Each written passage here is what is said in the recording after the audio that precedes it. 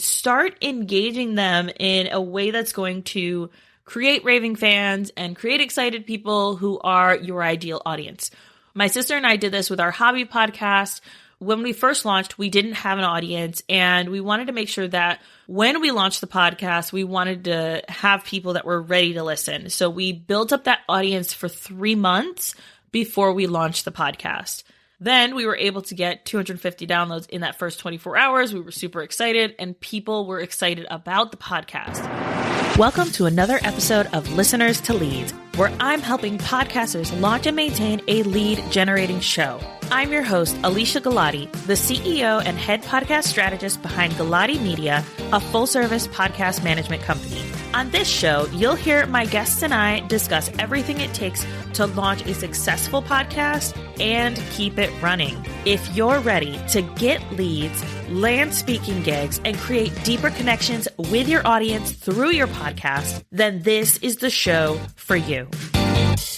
If you are thinking about launching a podcast, then you're going to want to listen to this episode. These are some frequently asked questions that I get very regularly when it comes to launching a podcast.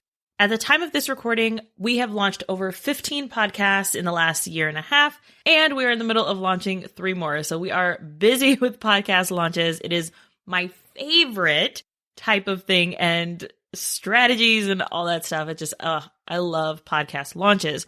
Here's some questions we get often, especially in that beginning and planning phase of right before people launch. Before I get into all of these frequently asked questions, and I might reiterate some of these, I want to start with where I recommend people start. This is the starting point for the months leading up to your podcast launch. And so that's kind of like one of the frequently asked questions we get is, how long should my launch be? How long should the lead up to the launch be? I say usually 2 months.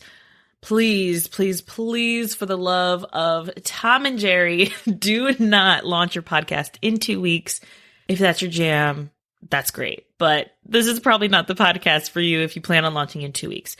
We want you to be super strategic with your podcast. We want you to take time and effort, especially if it is a podcast that is going to be generating leads for your business. Be strategic with it.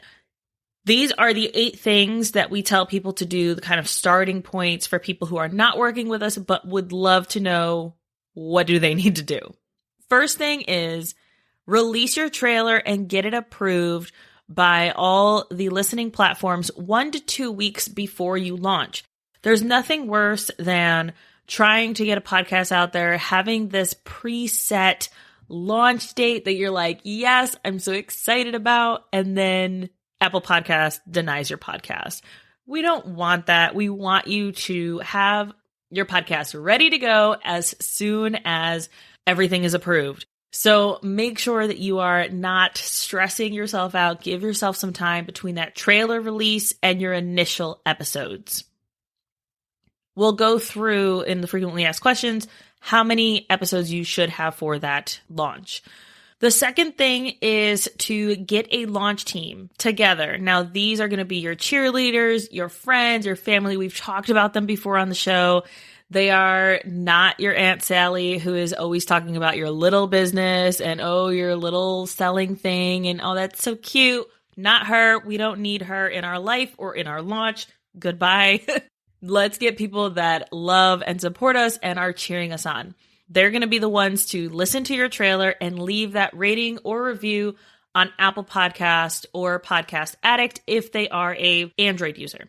Third thing is to have an email ready with graphics and links for your launch team for the day you launch. You will also be sending them something a little bit beforehand, but I always say make sure you have that email ready on launch day just as like a hoorah. Hey, guess what? This thing is happening. It is today. Yay. The fourth thing, that's that starting point for those months leading up to your podcast, just to kind of plan ahead, is to do a countdown on your social channels. No surprises, no saying something's coming. Like, no, don't do that. We just tell people what's happening. Tell them about the podcast. Tell them about the guests that you're really excited about and what day you are launching. Get them prepped and lined up. The fifth thing is to reveal snippets of the conversation. Like I said, give them little teasers, give them little audiograms or graphics that are going to tease the content that you're talking about. I had one client do this thing that I absolutely love where she asked her audience, what would you expect to hear from me on a podcast? What would you expect me to talk about? This gave her a really clear idea of what her audience wanted to hear, but also how they saw her and her content and the things and the ways that she was showing up already. It gave her insight into her audience, but it also allowed her to have content ideas ready for her podcast.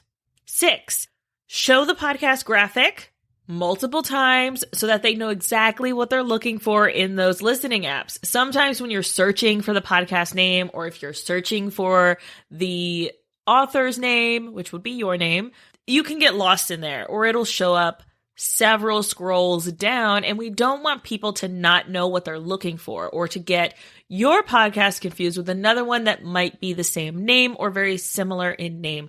So make sure that they know exactly what your cover art looks like and what they need to be looking for in their podcast app. The 7th thing that you can do at that like focusing and starting point for the months leading up to your podcast, just to kind of plan ahead, is to do a giveaway or a bonus during those first few weeks to increase listenership. So that is going to be like that, like right after launch, like very early post-launch, where you are getting your audience engaged. So just keep this in mind for that launch, that you have some strategies there. I also, during the frequently asked questions, I will talk about this and some of my favorite ways to get attention during that launch phase. The 8th thing that you can do leading up to your launch is to share your launch in a very fun and non-spammy way, please and thank you, in the groups that allow you to share wins or share things. Launching a podcast is a really big deal. You might not think that. You might think, oh, well, everybody's launching a podcast right now. Who cares that I'm launching a podcast? But it's so much more than that. You're showing up for your audience on a deeper level, sharing more about you as a person and who you are, and that should be celebrated. So share it in a like, oh my God, I can't believe this is happening, or this is super exciting, I'm super excited, this is happening, yay, let's go, right? So make sure that you are sharing that in the groups that you're allowed to. Those are the 8 kind of starting points for the months leading up to your podcast launch. That's where I recommend that you focus your energy, especially if you are doing it by yourself. Now let's get into some of those frequently asked questions that people ask me. I want to make sure that I cover these. And if you have further questions, we're going to be having a few episodes like this where I'm answering your questions. The next ones are going to be about marketing and content. So if you have those questions, send me a DM on Instagram at alicia.galati. Okay, so these are the frequently asked questions that I get when people come and they are sliding in my DMs and saying, I need help. Help me, please. If you have questions and you are looking for an answer, send me a DM. I'm always happy to support people and help them, give them free resources. We are going to be revamping our podcast launch workshop. I'm very, very excited about that. So you will see information on that shortly in the next month or 2. Frequently asked questions.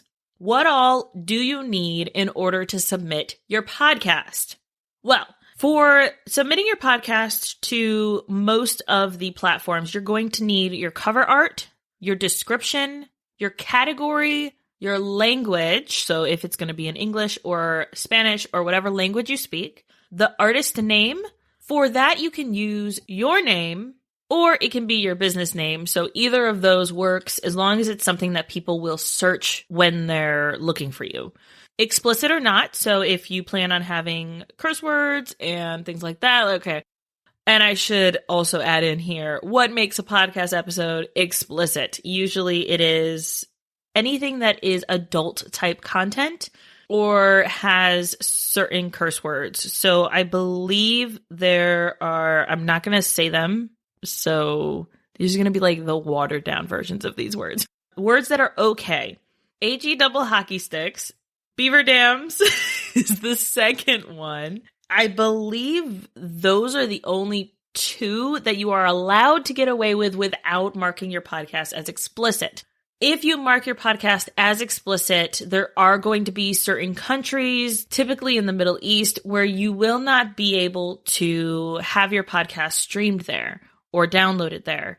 So just keep that in mind. It's really about how you want to show up for your audience. If you are someone who curses constantly in your content, and this is you showing up as your authentic self, that is fantastic. In my personal life, I curse a lot. In team meetings, I curse. It's just how I show up. It's what I like to do. Obviously, this podcast is not explicit, so I can monitor my mouth where I need to. But if you listen to the outtakes, there's going to be lots of curse words. So just keep that in mind. Whatever and however you want to show up, that's going to be fine for you.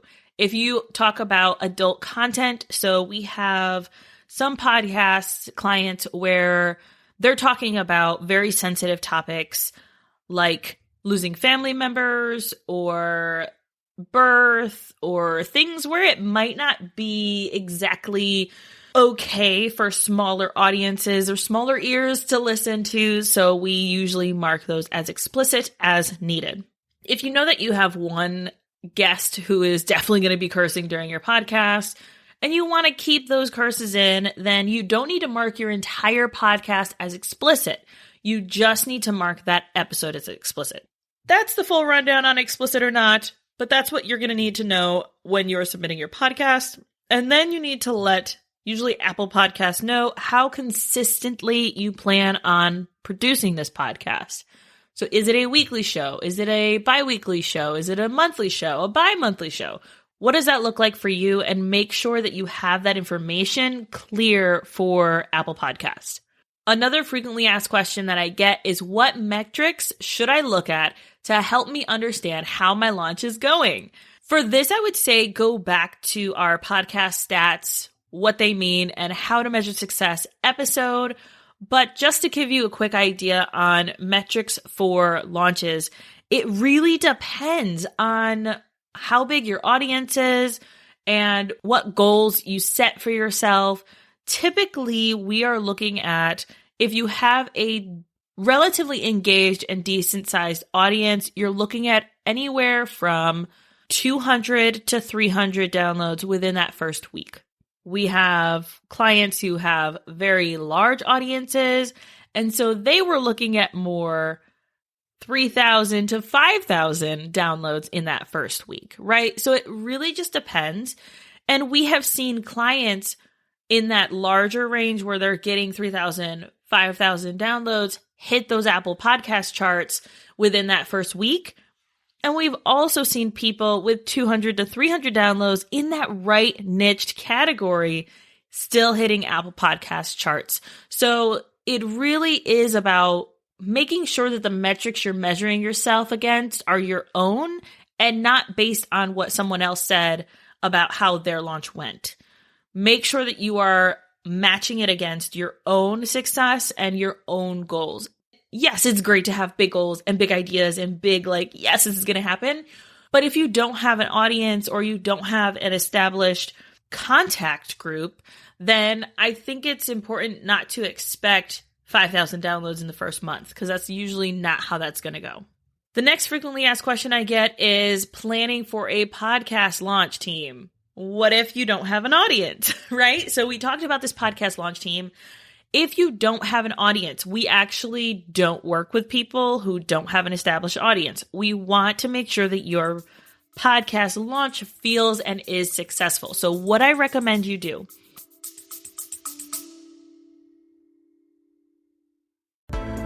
you put your heart and your soul into your show. And I want to help you reach all of those potential listeners out there. That's why I'm excited to announce my upcoming podcast marketing workshop. It's about giving you practical tools to grow your audience. You'll learn the secrets to getting your podcast discovered, attracting your dream listeners, and boosting those download numbers. This workshop will be hosted live with a replay available on April 30th. You can sign up by going to galatimedia.com/workshop. Let's grow our podcasts together. Is extend that launch period. So typically we would do a 2-month launch, but if you did not have an audience, I would tack on 2 more months to the beginning of that to establish your audience, to get them engaged, get them excited, and start engaging them in a way that's going to create raving fans and create excited people who are your ideal audience. My sister and I did this with our hobby podcast. When we first launched, we didn't have an audience, and we wanted to make sure that when we launched the podcast, we wanted to have people that were ready to listen. So we built up that audience for 3 months before we launched the podcast. Then we were able to get 250 downloads in that first 24 hours. We were super excited, and people were excited about the podcast. We had people in our DMs. When is it launching? When is it launching? That's what you want. So I would say if you don't have an audience and you are looking to launch a podcast, make sure that you grow that audience. Take some time before you even plan your launch to grow the audience that you're trying to reach. Next frequently asked question I get is how many episodes to launch with that will go live on launch day. For this, I say anywhere from 3 to 5 episodes. The awesome thing about being a podcast management company is that we're able to test things and try them out. So for this podcast, Listeners to Leads, we launched with 6 podcast episodes. I don't think that that really made a difference in the actual launch numbers. We also did not do a big launch for it. It was more about get the thing out there, Alicia. And my team kept saying, when is this going to launch? You keep pushing it back and pushing it back. You need to do this thing. So it's really about getting those 3 to 5 episodes. I would say definitely 3 plus your trailer. So you're looking at a total of 4 for people to binge. Do not have just 1 episode go live on launch day. You will get angry podcast listeners. And I say that with like air quotes. We don't want angry podcast listeners. Make sure that they have something to binge. Podcasts are bingeable. Make sure that it's evergreen so that anyone who starts at the beginning of your show feels like they kind of get an idea of your show and can get great value no matter when they start listening to your podcast. The next question that kind of ties into this is how many do you recommend having planned and already recorded with a launch? That depends on how many episodes you plan on producing every week or every month. So I usually recommend that people plan about a month out. If you are someone who struggles with planning out that far, or if you have a podcast where maybe you're talking about things that are happening in pop culture right now, or things that are happening astrologically right now, then obviously those are going to be more relevant and timely, and you're going to need to make sure that you record those on a regular basis. But the rest of your content, so for this podcast, I should easily be able to plan out podcast episodes for the next month. I shouldn't need to record on a weekly basis. I personally like to batch them at about 2 episodes, so that way I can get in my podcasting mode, I can focus, and I can get them done. I also always like to batch my interviews. So I'll do them over a month, and it's usually for the next 3 months, which is exciting for me because then I know exactly what my content looks like for the next 3 months. And I can make sure that those solo episodes that I sprinkle in are going to be relevant to the content that the guests are sharing about. What are my favorite ways to get good attention at a launch? One of my favorite ways and strategies is definitely around that launch team. We talked about this with those things to kind of plan ahead as you're planning those few months before you launch your podcast. Having a launch team, I think, is the golden ticket to really having a launch that is not a dud. You don't want to launch to a few people and then no one listens, no one leaves reviews. It can be very deflating, and we want to make sure that when you launch, you are excited, you keep that momentum going.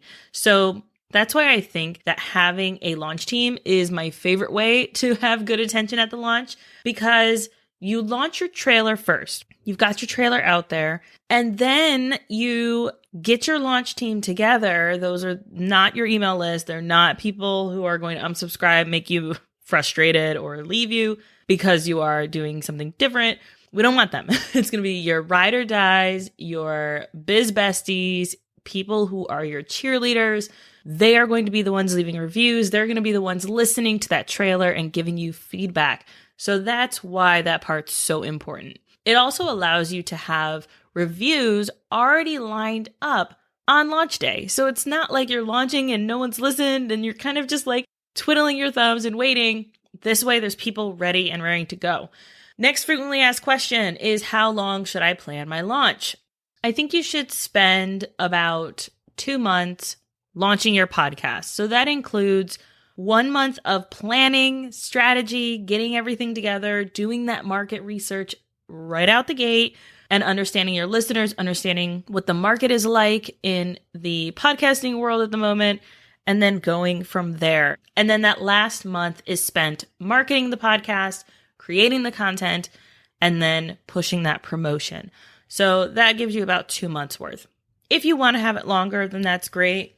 I don't ever recommend making it shorter than that because that market research and that strategy and getting that plan together is so important, and people miss that. And that is why the majority of podcasts end up pod fading. They stop producing. They don't know what they're talking about anymore. People aren't listening.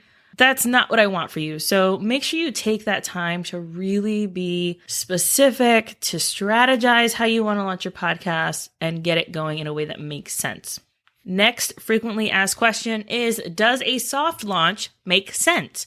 For some people, a soft launch might make sense, but typically I would say no. Don't do a soft launch. Your quote unquote soft launch is going to be that trailer going live and having your friends leave the ratings and reviews and your biz besties and your cheerleaders and supporters.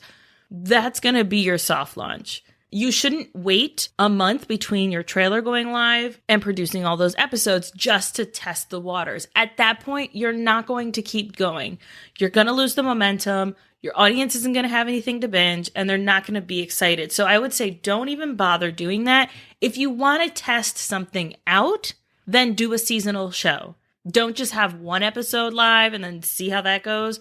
Say, all right, I'm going to produce 10, and then from there, we'll then see how we want to keep it going or not. Next question on frequently asked questions for podcast launches is, how important is the podcast title? Not as important as you might think. So there are so many podcasts out there that have rebranded, they change their title, they change what they're talking about, but they keep the content on there. You also have shows where the title makes absolutely no sense. Or you have something where it's titled The Alicia Galati Show, which I would never call my show that. But that doesn't tell anyone what the show is actually about. Yes, a good title is important, but you don't need to spend an exorbitant amount of time trying to come up with the perfect title. Get it out there. I always say, if you're going to have a title, then make it as practical and simple as possible.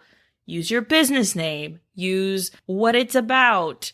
There are a lot of different strategies here, and maybe we'll do an episode on naming your podcast. So let me know if that's something you're interested in. I've definitely done some content on social around that, so maybe I'll just leave it as a blog post. But either way, let me know if you'd be interested in hearing more content around naming your podcast. But like I said, it's not something that is going to make or break your show. Make sure your cover art is gold. Make sure that your description is good. That way people can find you. Next frequently asked question is how to get reviews in that first week. This ties back to getting that pre-launch team ready to go, getting them to leave reviews for you. And then in that first week, some strategies you can use is running giveaways is typically a big way to get reviews. So if you are a business owner, how can you provide something for free or give something or gift something to your audience by selecting someone who has left a review? You can ask, make sure you ask for reviews. There are a lot of people that don't do this. They just say, all right, okay, bye. Like, no, make sure that you have somewhere in your outro that you are talking about how people can leave reviews and the best ways for people to do that. Giveaways are a great way. Another thing is to give If you have a very niched and small audience, then doing, hey, we'll give you a $5 gift card to Starbucks or whatever, or just simply asking. The next frequently asked question is, how do I get my podcast on all the platforms? Get a good podcast host. We always recommend Buzzsprout. Your podcast host should have a way for you to very easily submit to all of the podcast listening apps. That's how you get your show on. You get your podcast host. And then from there, your podcast host, kind of like your website host, will disperse your podcast to all of the listening apps. There's nothing that you have to do on a regular basis to push it out there, except double check and see when new platforms show up, because there are always new podcast listening apps. Your host should have those available to you, or they will be pulling it from Apple Podcasts. Last frequently asked question is, how long should my episodes be? This doesn't pertain particularly to launches, but it's a question that I still get from people who are in that pre-launch and launch phase. On average, podcast episodes are anywhere from 30 to 45 minutes. That's where the majority of podcast episodes kind of fall. They fall in that range there. If you want to stick with what everybody else is doing, then do that. For me personally, I decided I want this show to be less than 30 minutes. That's how I want to approach this podcast and how I want to provide content for my audience. So I keep it at that. It's up to you what you want to do and how you want your podcast to be. Take it or leave it however you want for that information. And if you have interviews, I would say try to keep those at around 45 minutes. Don't put your podcast at over an hour. At that point, you're going to want to split it up between 2 episodes. If you're looking for more information on podcast launches or anything like that, you can definitely go to listenerstoleads.com. It'll take you to my website. We have resources there. Like I said, we're going to be revamping and redoing our podcast launch workshop. So if you want to sign up for that, make sure you sign up for our email list. You'll be able to get access to that when it first comes out, and it will be free.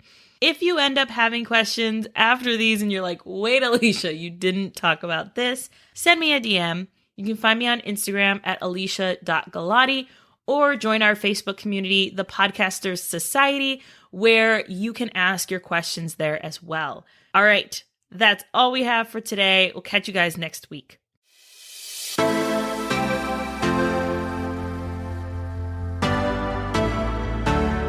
Thank you so much for listening to this episode of Listeners to Leads. If you found something in this episode valuable, I would really appreciate it if you shared it with a friend who you know would also get value from it. Want to send me a message? My favorite place to hang out is Instagram. You can find me at alicia.galati. Let me know what your favorite takeaway was from the episode. And don't forget, turning those listeners into leads is actually easy.